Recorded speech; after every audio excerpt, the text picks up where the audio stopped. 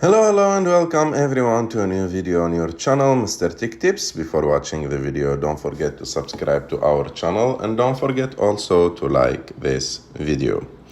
In today's video, I will show you how to navigate using Google Maps. To do this, it's very simple. You have just to go to Google Maps, open it, and after that, look to the place that you are going to visit. For example, I will put the airport. And after that, to navigate your direction, you have just to click on directions.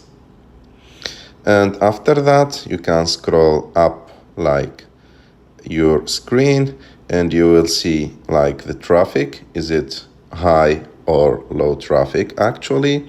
And also it will show you the steps that you are going to take one by one.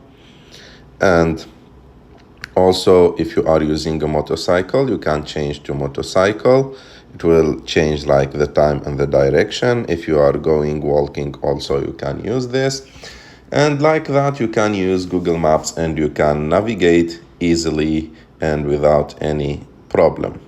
I hope that you like this video. If you like this video, don't forget to subscribe to our channel to like this video and see you in the next one.